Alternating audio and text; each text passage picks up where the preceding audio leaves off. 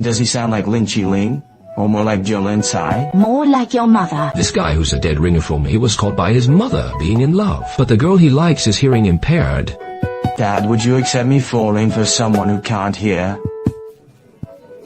This is a romance movie where the leads don't exchange a single spoken word from beginning to end. There are no earth-shattering dramatic conflicts, no melodramatic tropes of life and death partings. Yet it has become a cherished classic in the hearts of countless fans, earning a high rating of 8.2 from over 400 users. Hear Me uses an incredibly pure story to offer a precious instruction manual for those of us who are on the verge of losing ourselves in this noisy modern world. It makes us believe that no matter how loud the world gets or how many misunderstandings arise, some emotions can always transcend words and sound to reach the heart directly. It also teaches us that true hearing never happens with the ears but with the heart. This boy who looks just like Eddie Peng is named Tiankuo. His family runs a small bento shop for a living, and Tiankuo is in charge of the daily deliveries. One day his delivery takes him to a swimming pool, and it's here that his gaze is firmly captured by a girl. Her smile is pure and flawless, her large eyes sparkling like stars. She is vibrant and full of life, like a beam of light that instantly illuminates Tiankuo's somewhat monotonous daily life. Mesmerized, he watches as Yanjiang and her sister communicate entirely through sign language. A preconceived notion takes root in his mind. This lovely girl, just like her sister,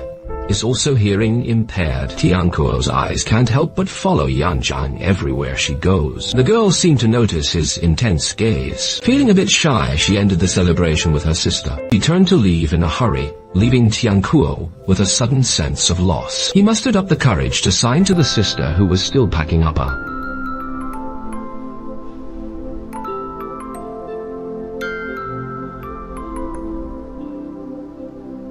Just like that, the name Yanjiang, along with her pixie-like face, was etched into Tiankuo's heart.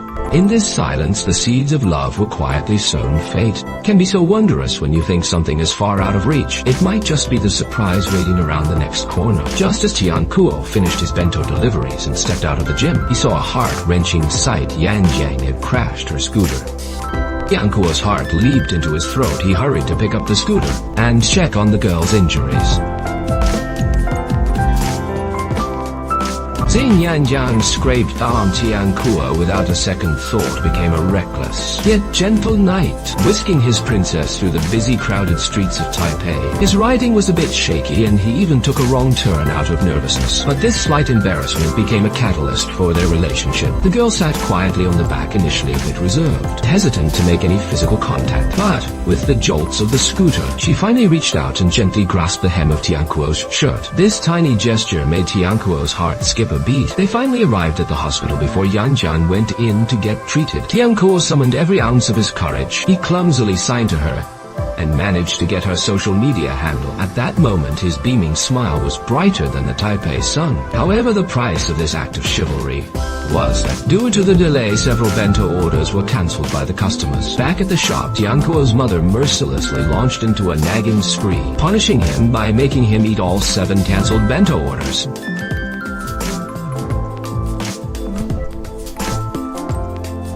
You better eat them all. Are you really going to sell these cold ones to customers? How could you even think of doing that? Perhaps it's this boisterous yet warm family atmosphere that shaped Tiankuo's gentle and kind nature. As he shoveled down his rice, he secretly checked out Yanjiang's social media profile on his phone. A silly grin spread across his face, and he even began to fantasize aloud. I wonder if her voice sounds like Lin Chi-ling, Ling, or Jolin Tsai. His observant mother noticed everything, immediately guessed that her city son was falling in love. Ever since a girl named Yanjiang occupied his heart, Tiankuo's world began to revolve around her. To see her again, he purposely changed his delivery route to appear near the swimming pool every day. Thanks to the generous portions of his bentos and their delicious taste, his business was always booming. But he didn't care about the profit, for he had an ulterior motive. One day, seeing only 1 bento box left, Tiankuo began to turn away other customers. Oh, sorry, we're all sold out, sold out. Come back tomorrow, there'll be more tomorrow. When he saw another hearing-impaired person approaching Tiankuo, passionately explained in sign language that the last one was already reserved. Just then, Yanjiang appeared. Zane Tiankuo signing so fluently, she became even more convinced of her assumption. This sunny bento delivery boy, just like her, lived in a world of silence. She stepped forward and used sign language to thank Tiankuo for helping her when she fell the day before. Tiankuo then handed her the bento he had specially set aside for her. Yanjiang was starving. She opened the bento and began to eat heartily. Tiankuo just stood there watching her quietly, seeing her eat with such satisfaction. He felt as though the whole world had softened. His eyes were brimming with an affection that was almost overflowing. However, after the meal, an embarrassing moment occurred. Yanjiang opened her small purse, only to find it completely empty. Tiankuo immediately sensed her predicament. As Yanjiang prepared to write an IOU in her notebook, Tiankuo reached out and gently stayed her hand. Then a sudden inspiration struck. He thought of the perfect excuse for a date. He signed to her, inviting her to a movie, suggesting it as a way to pay back the bento. Since the tickets wouldn't cost him anything, it was an offer she couldn't refuse. But as Yanjiang checked her planner, a look of hesitation crossed her face. Learning that the movie would last 2 hours, she quickly signed to Tiankuo that it was too long as she had to rush off to her part-time job. Then once again she hurried away, leaving their budding date temporarily on hold. In the days that followed, Tiankuo fell into that state of overthinking familiar to anyone experiencing their first love. He kept refreshing Yanjiang's social media updates, but his messages remained unanswered. He began to feel insecure, endlessly overanalyzing everything. He even started talking to a potted plant on his desk. Yanjiang, what kind of jobs are you working anyway? Why don't you find a steady job? Working all these odd jobs is so exhausting, and the income is so unstable. What if you run into trouble out there? This eccentric display was caught by his mother, who had come over after hearing him. This drew a merciless roast from his own mother. But persistence pays off. Just as Tiankuo was about to be driven mad by his own overthinking, Yanjiang's reply finally popped up on the screen. The two agreed to meet again at the pool. This conversation allowed Tiankuo to gain a deeper understanding of Yanjiang's life. As it turns out, Yanjiang's mother passed away early, and her father is a missionary working in Africa year-round. She and her sister Xiaopeng rely on each other, and her sister dreams of competing in the Deaflympics. To support her sister's training and the household expenses, Yanjiang has to work 4 part-time jobs a day, scurrying across the city like a tireless spinning top.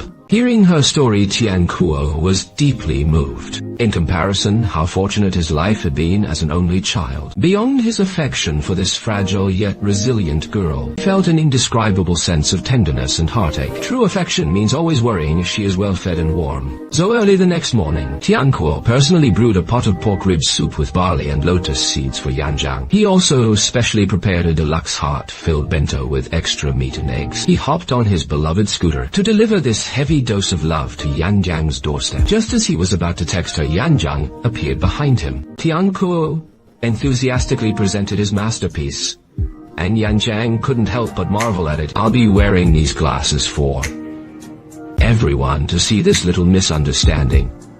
Before Tiankuo could explain, Yanjiang was already eagerly tasting the food, a blissful expression appearing on her face. Tiankuo followed Yanjiang into her home. This was his first time entering her living space with almost no partitions. The house felt remarkably spacious. Yang explains that hearing-impaired individuals rely on sight to supplement their hearing. This setup allows her to keep track of any activity in the house at all times. While browsing an album, Tiankuo notices a photo blurred out like a mosaic. His imagination immediately begins to run wild, and he even gets a nosebleed from the excitement. Fortunately, she returns from the bathroom just in time, saving him from the embarrassment of bleeding out too much. To thank Tiankuo for the bento and soup and to treat him back with pride, Yang decides to work even harder. One of her part-time jobs is as a street performer on a bustling commercial street. She acts as a living statue, perfectly still, only dancing gracefully once a passerby drops a coin. It's her way of saying thanks while also stretching her stiff muscles. Tiankuo took the day off specifically to keep her company all day long. Like a playful child, he makes